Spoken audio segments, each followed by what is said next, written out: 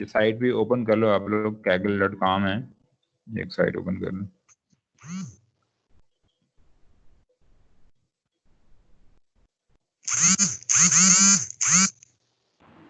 Sir अभी आपने क्या बोला? kaggle.com, Kaggle।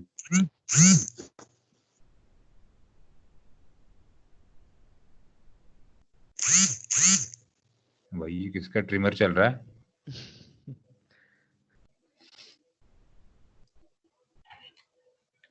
अच्छा, ये साइट ओपन कर लो, मैंने लिंक आप लोगों को सेंड कर लिया चैट में। इसमें डिफरेंट टाइप्स ऑफ प्रोजेक्ट्स आ रहे होते हैं, इसमें डेटा से रिलेटेड होते हैं, इसमें इमेजेस से भी रिलेटेड होते हैं, इसमें नेटवर्किंग से भी रिलेटेड प्रोजेक्ट्स होते हैं।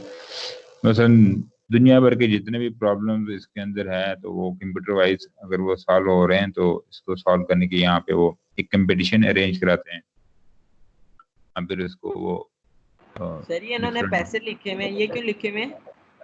ये मिलते हैं, उस विनर को मिल रहे होते हैं,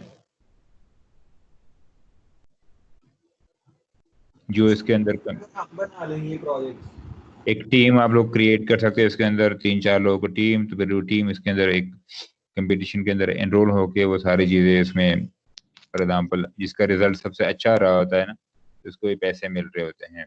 इसमें विनर होते हैं, winner 1, winner 2, winner 3, first winner, फिर सेकंड कौन है, फिर थर्ड पे गया है, हर एक की अलग अलग इस तरह रेंज होती है अमाउंट की। सर ये पार्टिसिपेंट को मिलते हैं वैसे? हाँ जी, ये पार्टिसिपेंट को मिलते हैं पैसे।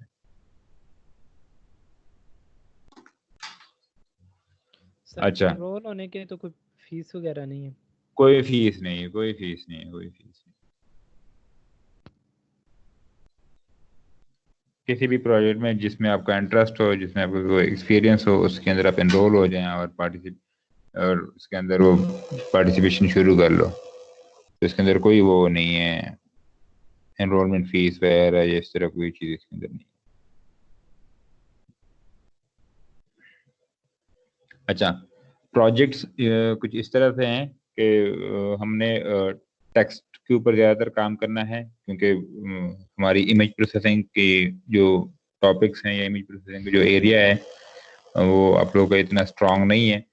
तो टेक्स्ट पे फिर भी आप लोगों ने थोड़ा बहुत काम किया हुआ है, फाइलिंग वगैरह के ऊपर, CSV फाइल होगी या एक्सेल फाइल होगी या जेसन फाइल होगी या कोई दूसरी फाइल हो गई है, इसको थोड़ा आप लोगों को आइडिया हो सकता है कि ये आप कर सकते हैं, क्योंकि आप टेक्स्ट को रीड करके उससे भी कुछ ना कुछ इंफॉर्मेशन एक्सट्रैक्ट करवा सकते हैं। लेकिन इमेज पे इसलिए हम मूव नहीं हो रहे हैं, क्योंकि इमेज को एक हैंडल करना है, इमेज एनालिसिस वगैरह, इमेज प्रोसेसिंग की चीज़ें, वो अभी हम आप लोगों ने पढ़े नहीं है, तो इमेज साइड पे हम नहीं जा रहे हैं। तो हमने क्या करना है, हमने जितने भी इस PVD में प्रोवाइड करने हैं, वो ज़्यादातर टेक्स्ट से रिलेटेड होंगे। तो टेक्स्ट में फॉर एग्जांपल मैं आप लोगों को बता सकता हूँ कि ट्विटर के जो ट्वीट्स हैं, उसको आप एनालाइज कर सकते हैं कि किस तरह के ट्वीट हैं इसके अंदर, या किस टॉपिक पे बात हुई हुई इस ट्वीट में, या ये ट्वीट गुड इंप्रेशन दे रहा है या बैड इंप्रेशन दे रहा है। तो इस तरह की सारी चीज़ें आप लोगों ने टेक्स्ट के ऊपर काम करना है आप लोगों ने। तो ये जो आप लोग को साइट नज़र आ रही है kaggle.com के बाद /competitions, इसमें जितने भी आपके पास जो टेक्सचुअल प्रोजेक्ट हैं जिसके अंदर टेक्स्ट एनालिसिस वगैरह हैं, उसी को आप लोगों ने पकड़ना है। ये आप लोगों ने खुद अपने ग्रुप में चूज करना है, और मुझे क्या करना है कि आप लोगों ने नेक्स्ट वीक तक अपना ग्रुप मेंबर्स, जितने मेंबर्स हो सकते हैं उसके अंदर मैक्सिमम 3 कर दो, और मिनिमम 1 होना चाहिए, जाहिर बात है, तो और मैक्सिमम 3 कर दो। तो एक गिटहब का पेज बनाना है आप लोगों ने, गिटहब का पेज बनाना है, और उस गिटहब के पेज के ऊपर आप लोगों का जो ग्रुप, एक रिपोजिटरी बना लो, ग्रुप नेम की एक रिपोजिटरी बना लो, और उस रिपोजिटरी में उन तीनों मेंबर या जितने भी मेंबर उसके अंदर हैं, उन सबको आप लोगों ने ऐड करना है, ताकि वो उसके अंदर फाइल्स वगैरह अपलोड कर सकते हैं, फाइल्स डाउनलोड करें, फाइल्स अपलोड करें।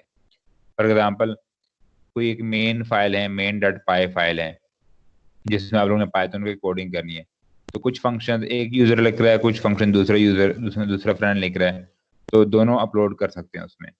तो ये पता चल रहा था कि कौन से फंक्शन या कौन से कोड के ऊपर किस बंदे ने काम किया हुआ है। तो ये सारी चीजें इस गिटहब के पेज के ऊपर वो नजर आ रही होती हैं। आप लोगों ने मुझे क्या करना है कि नेक्स्ट वीक तक वो गिटहब का पेज आप लोगों ने सेंड करना है, जिसमें आप लोगों के ग्रुप जो ग्रुप टाइटल, प्रोजेक्ट टाइटल और उस प्रोजेक्ट की डिस्क्रिप्शन लिखनी है कि फॉर एग्जांपल ये डिस्क्रिप्शन ये प्रोजेक्ट है और इसके अंदर ये चीजें हैं।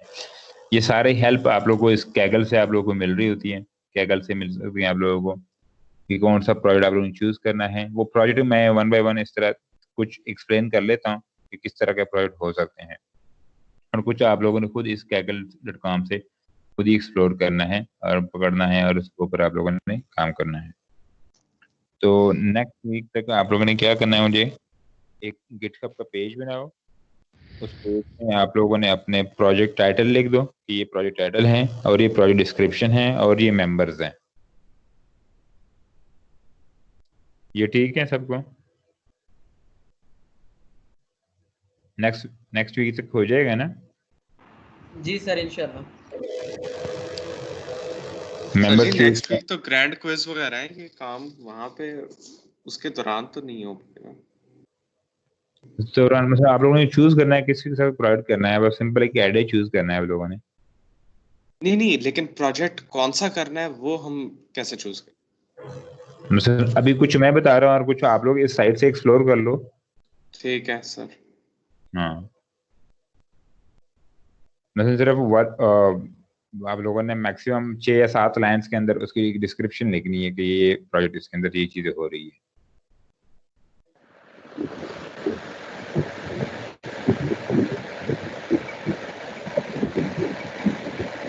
क्लियर है सबको? या कोई कंफ्यूजन है तो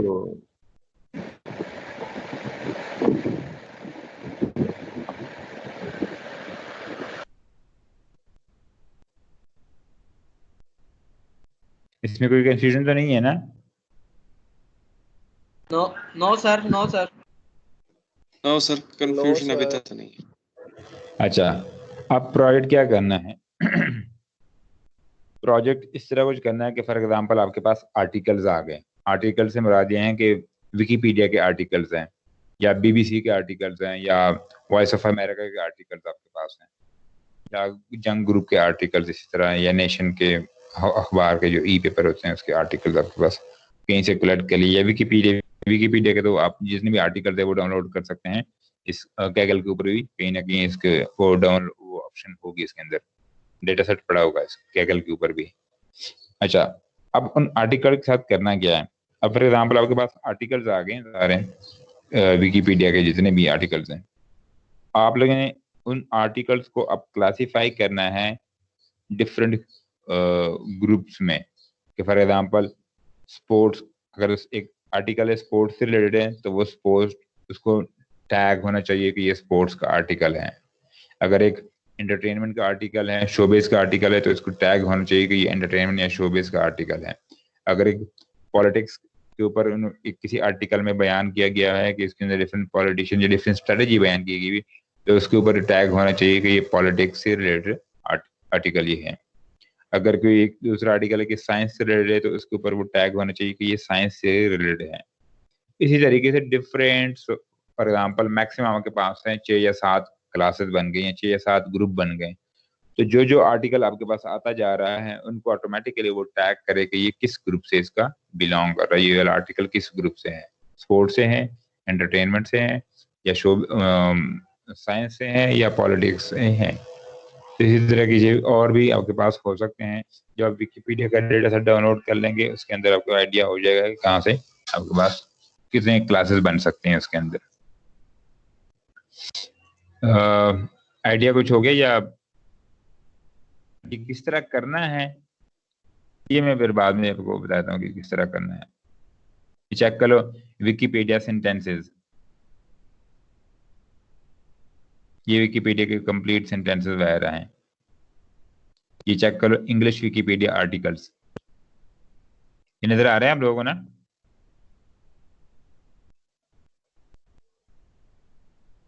जी सर आ रहे हैं। जी सर आ रहे हैं। तो इसके जो सर्च है ना, सर्च के ऊपर आप लोग कर सकते हैं और ऑटोमेटिकली वो आपको बता देगा कि क्या क्या इसके अंदर हो सकती हैं। चीजें। और इसके अंदर ऑलरेडी डिफरेंट डिस्कशंस भी हुई है, किसी ने कोई थोड़ा बहुत हेल्प की में कोड वगैरह भी, इसके अंदर सारी चीजें को मिल जाएगी, कुछ ना कुछ आइडिया मिल जाएगा आप लोगों को।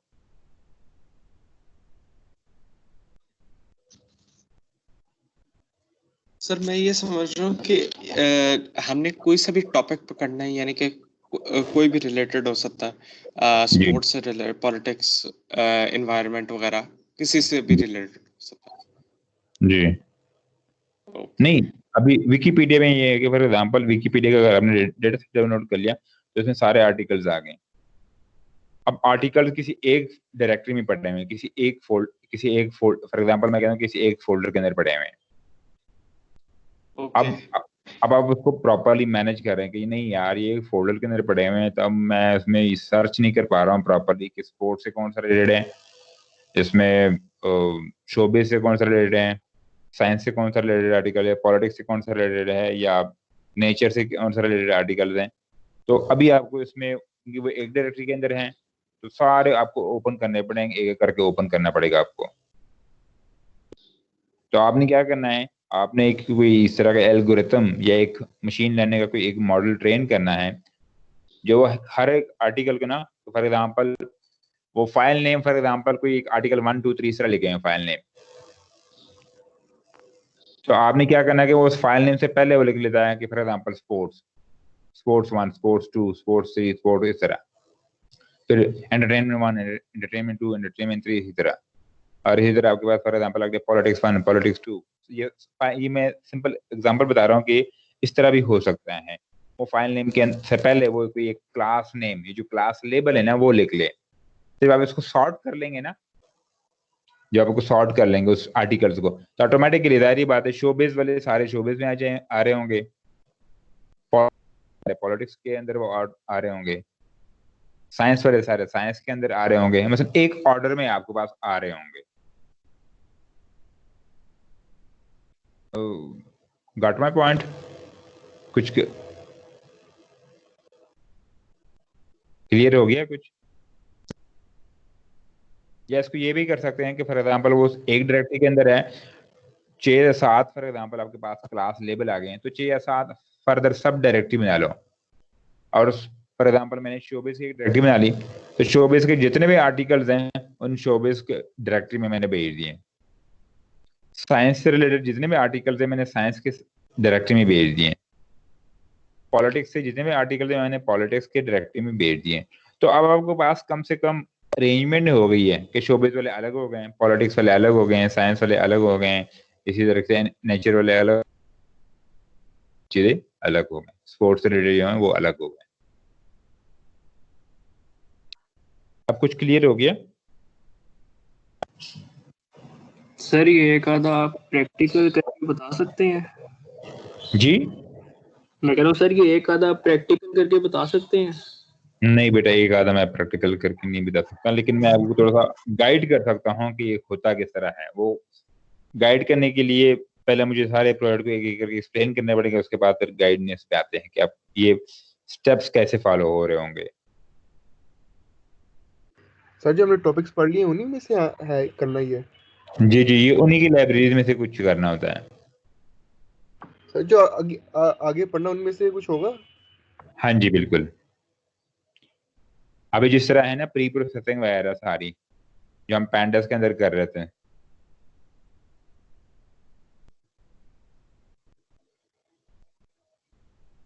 वो तो ऑलरेडी प्री प्रोसेसिंग के स्टेप्स वगैरह तो हैं, लेकिन जब मॉडल को ट्रेन करना है तो मॉडल को ट्रेन करने के लिए लीनियर रिग्रेशन आप लोगों ने थोड़ा बहुत पढ़ लिया। अब आगे जो 2-3 मॉडल्स हैं क्लासिफिकेशन के या क्लस्टरिंग के, जो 2-3 एल्गोरिथम्स हैं वो भी मैं एक्सप्लोर करूंगा, कौन कौन से एल्गोरिथम आप पढ़ सकते हैं, आप लोग यूज कर सकते हैं उसमें।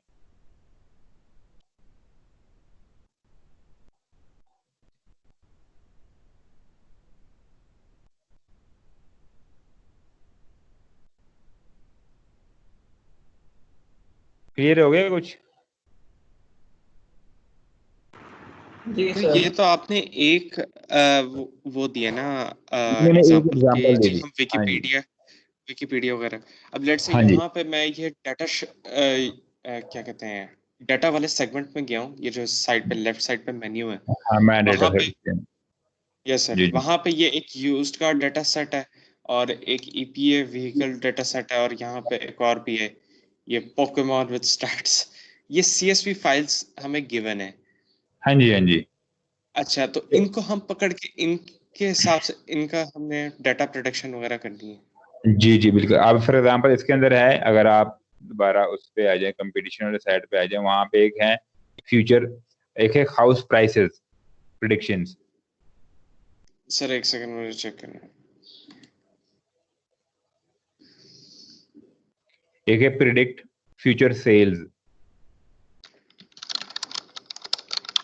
अगर मैं इसका लिंक आप लोगों के साथ शेयर कर लेता हूँ, ये yes sir, predict future sales. हाँ आप फ्यूचर सेल से बता दें हैं कि आपने प्रिडिक्ट करनी है कि फॉर एग्जांपल पिछले साल रमजान में कारफोर में या मेट्रो के अंदर ये सेल हुई थी, और इन आइटम्स के ऊपर मैंने हमने कुछ पैकेजेस या कुछ प्रमोशन लगाए थे, जिनकी वजह से ये सेल काफी अप हो गई। अब मैंने उन्हीं को थोड़ा सा, अब सेल को थोड़ा सा ज्यादा बढ़ाना है, तो मुझे कौन से आइटम्स का प्रमोशन बना के या पैकेज बना के मैं सेल लगाऊं जिससे मेरी सेल्स काफी इंक्रीज हो जाए। फॉर एग्जांपल 5% इंक्रीमेंट आ जाए या 10% इसके अंदर इंक्रीज आ जाए। Yes sir. तो आपने इस तरह कुछ प्रमोशन वगैरह का या आइटम्स का एक पैकेज बना के या एक प्रमोशन बना के आपने उनको बताना है कि ये हो सकता है।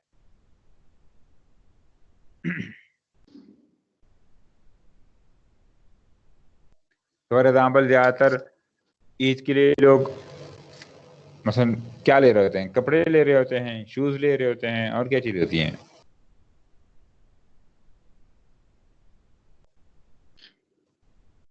सर और भी बहुत सारी चीजें हैं, हम ग्रोसरी वगैरह आइटम्स हो सकते हैं।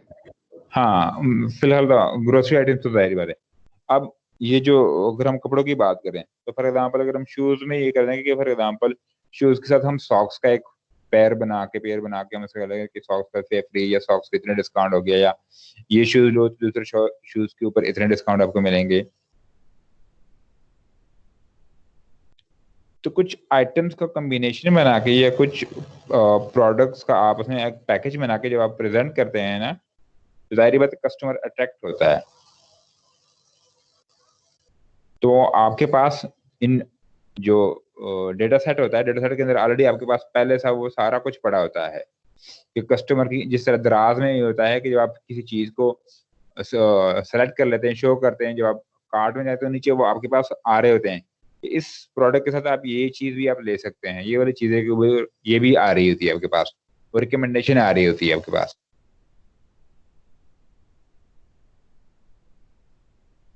और जो रिकमेंडेशन होती है ना, वो भी किसी मशीन लर्निंग के एल्गोरिथम से होके आ रही होती है कि फॉर एग्जांपल किसी यूजर ने, या आपके जो फॉर एग्जांपल मैं अगर बात करूं कि लाहौर का कोई एक यूजर है, उसने फॉर एग्जांपल शूज लिए थे, तो शूज के साथ ये वाले सॉक्स वगैरह भी उन्होंने पसंद किए थे, और ये वाले सॉक्स भी उन्होंने लिए थे। जब आप उसी शूज पे दोबारा जाते हैं, वो आपकी लोकेशन उसने ट्रेस की होती है, वो कुकीज वगैरह सारी चीजें उन्होंने, तो चेक करता है कि लाहौर का ही बंदा है, उसने ये वाले शूज पहले लिए थे, तो उसके बाद ये वाले सॉक्स उसने लिए थे। तो अब ये दूसरा बंदा है, ये भी लाहौर का रहने वाला है, तो इसने भी इसी शूज के ऊपर क्लिक किया, तो वो रिकमेंडेशन में आ रही थी कि ये सॉक्स आप ले सकते हैं, इसका ये ट्रेंड चल रहा है, या इसका ये चीज चल रही है जो भी, तो वो आपको एक रिकमेंडेशन सिस्टम आपको बता रहा था कि ये चीजें इसके अंदर हो सकती है।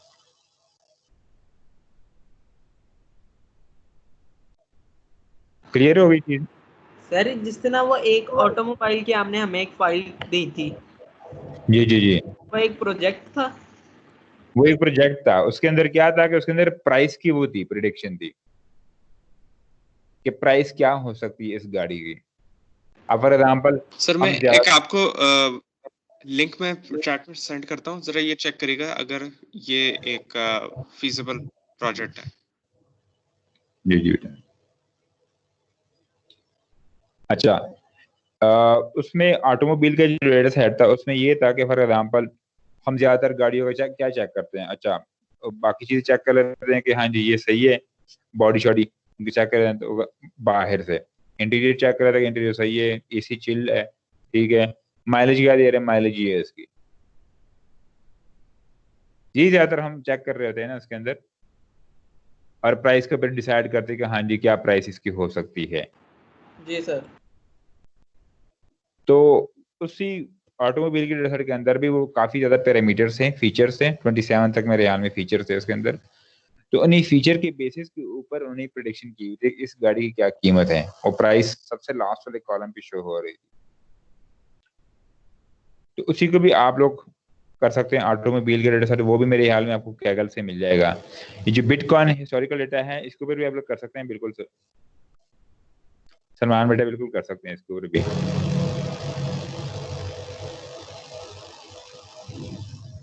चेक कर इसके अंदर NAN कुछ इस तरह का डेटा सेट भी है जिसको आप लोगों ने पहले प्री प्रोसेस करना होगा, सारा कुछ करना होगा। उसके मुताबिक आपका फिर जब प्री प्रोसेस आके आएगा क्रिएट एक डेटा सेट आपके पास आ जाएगा। उसके बाद फिर आपने उसके ऊपर कुछ वो करना होता है, एनालिसिस वगैरह करनी होती है। अब मैं आप लोगों के साथ अगर ये शेयर कर लूँ, ये भी एक है क्रेडिट कार्ड फ्रॉड प्रेडिक्शन है। अब बैंक वाले ज्यादातर जो कस्टमर को क्रेडिट कार्ड दे रहे होते हैं वो पहले उन कस्टमर का डेटा को एनालाइज करते हैं कि आया कस्टमर ये हमारे साथ फ्रॉड कर सकता है या ये फ्रॉड ये नहीं करेगा, ये सही कस्टमर है। तो इसी के ऊपर भी आप लोग काम कर सकते हैं, इसी प्रोडक्ट को भी आप लोग पकड़ सकते हैं, ये क्रेडिट कार्ड फ्रॉड को भी पकड़ सकते हैं। कस्टमर क्योंकि उनके पास ऑलरेडी बैंक के पास काफी ज्यादा डेटा सेट पड़ा हुआ है और उसके अंदर वो सारे फीचर्स हैं कि कौन सा कस्टमर फ्रॉड कर सकता है, कौन सा नहीं कर सकता। अब जो कोई नया कस्टमर आ रहा है तो उसके जो कॉलम्स के साथ उसके पे वो चेक करना शुरू कर लेता है कि इसके अंदर फॉर एग्जाम्पल ये कर लेता है कि अगर कोई नया कस्टमर है जिनकी तनख्वाह इतनी नहीं है तो वो फ्रॉड कर रहा था हमारे साथ, या उसके हिस्टोरिकल डेटा में इस तरह कुछ एक ट्रेंड आ रहा है कि जिनकी सैलरी थी कुछ 35,000 से लेके 50,000 तक, जिसने हमारे साथ फ्रॉड किया हुआ है। अब कोई नया कस्टमर आ गया, इनकी सैलरी 35 से 50 के दरमियान, तो ऑटोमेटिकली सारी बात इसको कहता है कि ये फ्रॉड आपके पास कर सकता है, प्रेडिक्ट करके वो बता देगा कि ये फ्रॉड कर सकता है आपके लिए। तो इसी तरीके से आप लोग इनको स्टडी कर सकते हैं, जितना भी आपके पास ये कैगल से डेटा सेट वगैरह, ये lending club loan data set है, daily news for stock market prediction है, ये सारी चीजें आपको इस कैगल से आप लोगों को मिल जाएंगी। और हर एक प्रोडक्ट को आप लोग पहले पढ़ लें कि उसके अंदर हो क्या रहा है, और उसके मुताबिक फिर आप उसमें ग्रुप में डिस्कस कर लो कि इसमें हम ये कर सकते हैं। तो जो क्लासिफिकेशन या क्लस्टरिंग या प्रिडिक्शन का जो मैकेनिज्म है ना, वो फिर हम बाद में स्टडी करेंगे। पहले आप लोग प्री प्रोसेसिंग सारा कुछ कर लो कि प्री प्रोसेसिंग हम कैसे करेंगे, कौन सी चीज को हम रखेंगे, कौन सी चीज को हम नहीं रखेंगे, कौन से फीचर हमारे लिए इंपॉर्टेंट हैं, कौन से फीचर हमारे लिए इंपॉर्टेंट नहीं है। सर इनमें से कई प्रोजेक्ट आउट ऑफ कोर्स होंगे सर, आप हमें कोई लिस्ट नहीं दे सकते जो हमारे कोर्स से मिलते जुलते हो? इसमें आप लोगों ने टेक्स्ट वाले प्रोडक्ट को पकड़ना है, इमेजेस वाले पे कभी भी नहीं जाना। इमेजेस वाले पे जाएंगे तो वहां पे आप लोग फंस जाएंगे। सर मतलब आप कोई 10-15 इनमें से प्रोजेक्ट बता दें, हम उनमें से सिलेक्ट कर लें। बेटा अगर मैं बता दूंगा ना 10-15 तो इन 10-15 में से ही करने होंगे।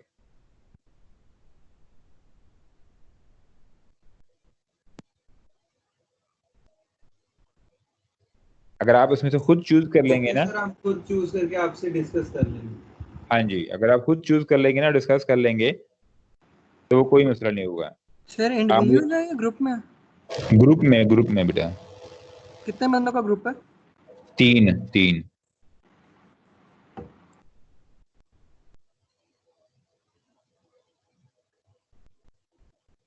3 का भी हो सकता है, 2 का भी हो सकता है, 1 का भी हो सकता है।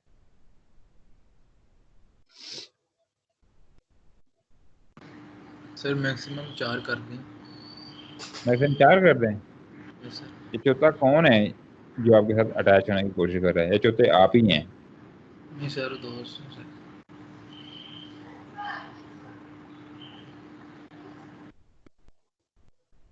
चलो मैक्सिमम 4 फिर कर लेते हैं अगर आप लोग इतने इंसिस्ट कर रहे हैं। Thank you sir. ठीक कर सकते हैं। मैं गोली ना मारूं? वो पोलो वाली नहीं होती, पोलो वाली सर ये वाला ठीक है काम। सर मैं कह रहा हूँ पूरी क्लास के कंबाइन ग्रुप बनाते हैं आप। पूरे क्लास का ना? Yes sir. मुझे भी ये लग रहा था कि मैं कुछ इस तरह ही करूंगा। सर इस भाई ने ना बहुत सर अच्छी आप बात भी ऐड हो जाएं सर उसमें। फिर मुझे भी करना पड़ेगा। हेड आपको बना देते हैं ना सर। फिर सर आपको करना पड़ेगा प्रोजेक्ट। वही ना, फिर मुझे ही करना पड़ेगा। अच्छा, आपका ये प्रोजेक्ट हो सकता है कि फॉर एग्जांपल ट्विटर के जो ट्वीट्स होते हैं उसको आप एनालाइज कर सकते हैं कि इसके अंदर फॉर एग्जांपल कोई एब्यूजिव लैंग्वेज तो नहीं है। अगर एब्यूजिव लैंग्वेज है तो उसको ब्लॉक कर दो, या उसको कहते हैं कि इसके अंदर एब्यूजिव लैंग्वेज है, इसके अंदर एब्यूजिव लैंग्वेज नहीं है। इस तरह आप उसके एनालिसिस वगैरह कर सकते हैं। ये मैं आप लोग के साथ एक लिंक शेयर कर रहा हूँ, ट्विटर सेंटिमेंट एनालिसिस। तो इस प्रोजेक्ट को भी आप लोग पकड़ सकते हैं।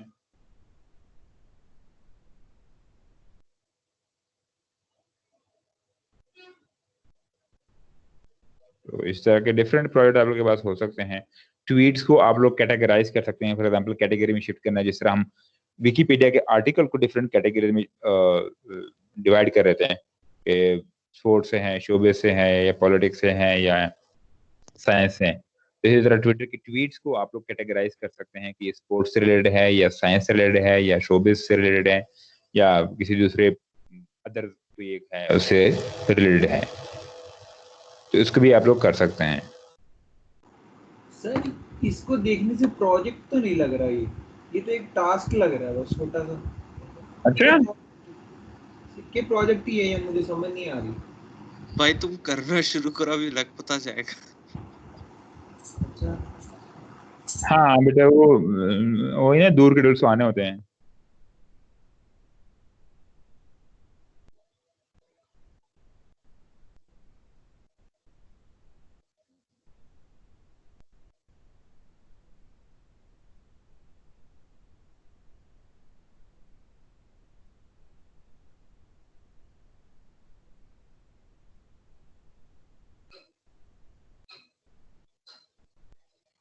तो इनको कैगल को आप एक्सप्लोर कर लें। इस डेटा सेट के अंदर और भी चीजें आपके पास आ रही होती हैं, तो आप लोगों को आना शुरू हो जाएंगी। ये कोविड का है, कोविड के अंदर चेक करो, अनकवर कोविड-19 चैलेंज। उसके अंदर कुछ CSV फाइल्स होंगी और वो प्रेडिक्शन बता रहा है किस कंट्री के अंदर क्या उसके अंदर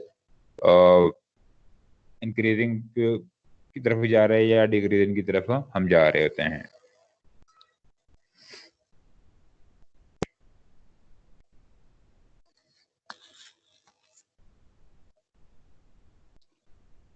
ये एक इंग्लिश प्रीमियर लीग का डेटा सेट है। ये भी है जिनको फुटबॉल का थोड़ा सा शौक है, उनको भी आप लोग काम कर सकते हैं। दूसरा एक कैंपस रिक्रूटमेंट का डेटा सेट है। कैंपस रिक्रूटमेंट में ये होता है कि फॉर एग्जांपल आपके पास CV आई हुई थी, या फॉर एग्जांपल जब आप लोग जॉब के लिए अप्लाई करते हैं तो CV फॉरवर्ड करते हैं। तो जो रिक्रूटर होता है वो क्या करता है, वो CV के अंदर मेन पॉइंट चेक करता है। अच्छा हाँ जी, एजुकेशन क्या है, या पहले प्रोजेक्ट चेक करता है कि किसने किस किस प्रोजेक्ट के ऊपर काम किया हुआ है और हमारे साथ वो वाले प्रोजेक्ट्स मैच हो रहे हैं या नहीं हो रहे हैं।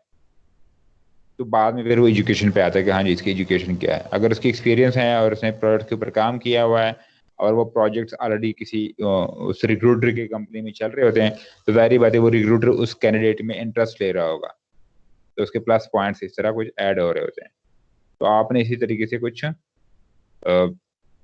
एनालिसिस करना है कि हाँ जी जो CV है, CV से क्या चीज़ मैं इन्फॉर्मेशन एक्सट्रैक्ट करूँ और उसके ऊपर एनालिसिस करूँ कि आया ये मैं इसको हायर कर लूँ या हायर ना करूँ।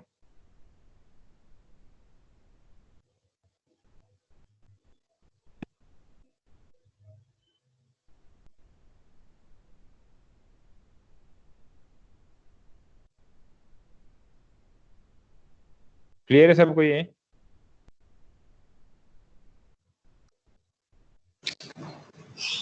यस सर, आहिस्ता आहिस्ता हो रहा है।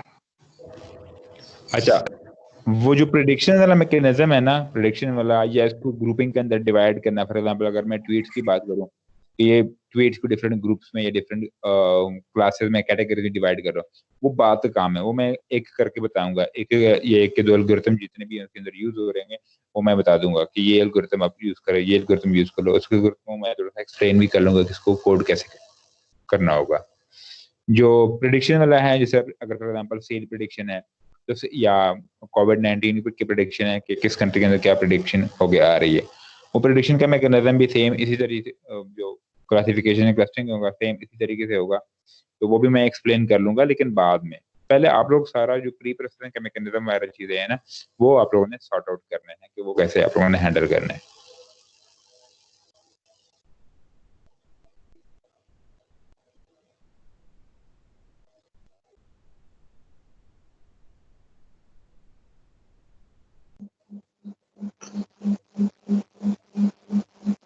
और सर ये आपको कब तक बताना है ग्रुप का जो फाइनल करना है बेसिकली? ये नेक्स्ट वीक में आप लोगों को बताना पड़ेगा। ठीक है।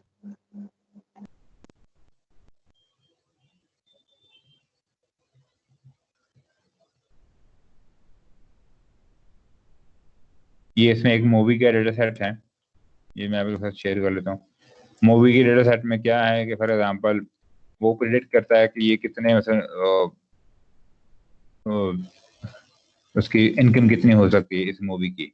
अगर फॉर एग्जांपल रिलीज हो रही तो रिलीज वाले दिन कितने उसके अंदर शोज चल रहे होंगे, फिर दूसरे दिन कितने शोज चल सकते हैं, तीसरे दिन कितने शोज, और at the end for example आपको बताया कितना इसके अंदर बजट था और वो कितना आपके इसके अंदर उसने प्रॉफिट करके दे दिया।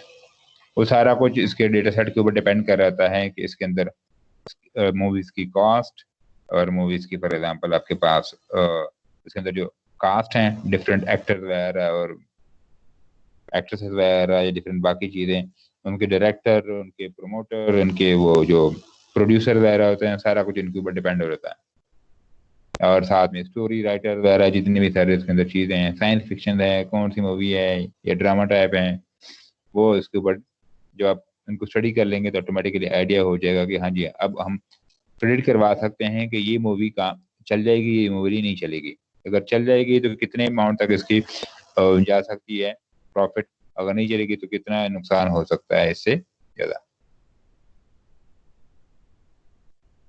तो ये भी आप लोग इसके ऊपर भी काम कर सकते हैं मूवीज के डेटा सेट के ऊपर।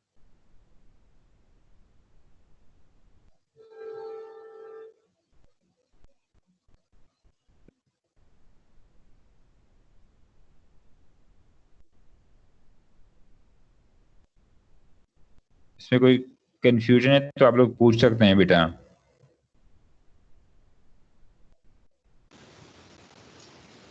सर ये मैं सर फुटबॉल जब वाला शुरू देख करेंगे तो फिर ही पता चलेगा। सर मैंने आपको मैसेज किया, एक मिनट देखो। वो तो अभी क्लास तक ही पहुंचा। सर ये मुझे मैसेज किया है, कहाँ में मैसेज किया है?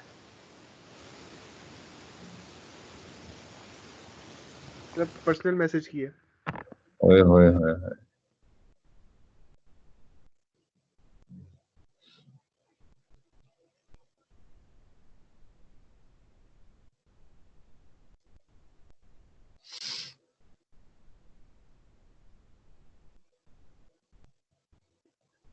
हाँ जी, इसके अंदर है ना वो नेचुरल लैंग्वेज प्रोसेसिंग जो है ना, वो तो मैं इंशाल्लाह एक्सप्लेन करूंगा इस नेक्स्ट लेक्चर में। और जो लॉजिस्टिक रिग्रेशन है, लीनियर रिग्रेशन हम पढ़ चुके हैं। लॉजिस्टिक रिग्रेशन, के नियरेस्ट नेबर और सपोर्ट वेक्टर मशीन और के मींस क्लस्टरिंग, ये हम पढ़ेंगे। तो सर मतलब सारे ही पढ़ना होगा? नहीं सारे नहीं, लॉजिस्टिक रिग्रेशन, के नियरेस्ट नेबर और के मींस क्लस्टरिंग में भी हम डिसीजन ट्री या किसी एक चीज पे आ जाते हैं कि डिसीजन ट्री या सपोर्ट वेक्टर मशीन। लेकिन डिसीजन ट्री सही आसान है, वो आप लोगों को समझ आ जाएगी। सपोर्ट वेक्टर मशीन थोड़ा सा मुश्किल है, तो हजम करना थोड़ा सा सही नहीं होगा। लेकिन जो नेचुरल लैंग्वेज प्रोसेसिंग है ना 24, ये तो मैं पहले एक्सप्लेन कर लूंगा, क्योंकि ज़ाहिर बात है हमारा जितना भी टॉपिक्स जो हैं वो टेक्स्ट से रिलेटेड हैं, और टेक्स्ट ज़ाहिर बात है आपका नेचुरल लैंग्वेज प्रोसेसिंग के ऊपर है, और उससे कुछ मेथड्स हैं वो मैं एक्सप्लेन कर लूंगा 4-5।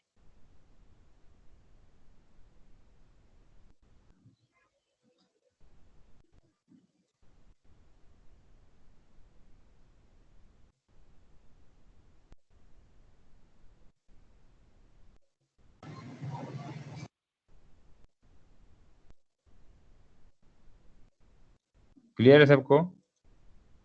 सर वो ग्रैंड क्विज तक जितने को टॉपिक्स आ रहे हैं उनका नाम तक दफा लिख दें चैट में। ग्रैंड क्विज में आप लोगों के पास चैट में लिख दें सर। बेसिक पाइथन है एक मिनट यहाँ पे कोई सर क्या बोला है आपने सर? अभी मैंने कुछ नहीं बोला बेटा। टॉपिक का कोई नाम नहीं बोला तभी आपने। बेसिक जो पाइथन के बेसिक्स हैं ना,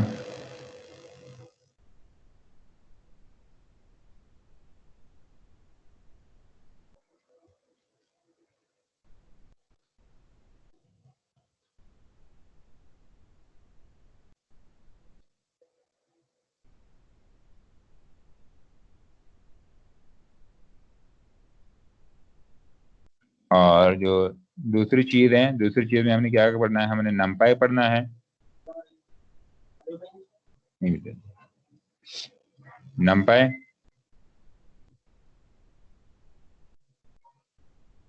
pandas का matplotlib प्लस seaborn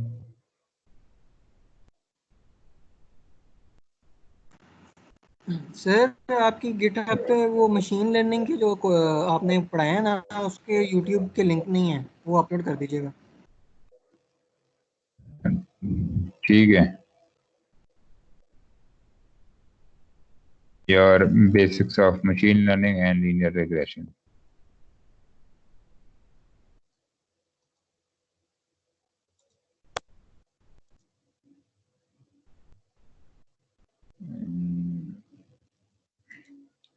मेरे ख्याल में ये कुछ टॉपिक्स हैं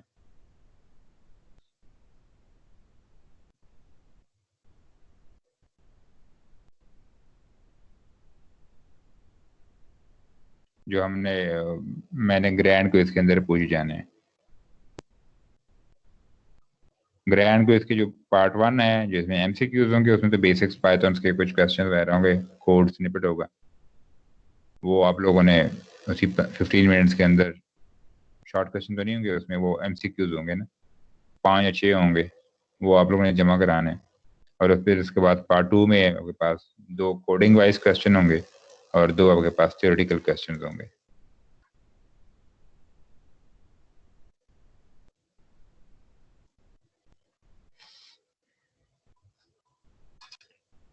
तो वो 2 जो कोडिंग होंगे उसके साथ अगर डेटा सेट गिवन है तो मैं वो अपलोड करूंगा, डेटा सेट साथ भी उस फाइल नेम, तो वो आप लोगों ने फिर उस कोड करना है। अगर वो थ्योरेटिकल है, थ्योरेटिकल में आप लोगों ने क्या करना है, उसी फाइल के अंदर कमेंट में आप लोगों ने थ्योरी को एक्सप्लेन करना है, उसका आंसर लिखना है, और फाइल एक जमा करानी है आप लोगों ने, पाइथन की एक फाइल, सिर्फ IPYNB फाइल जमा करानी है आप लोगों ने।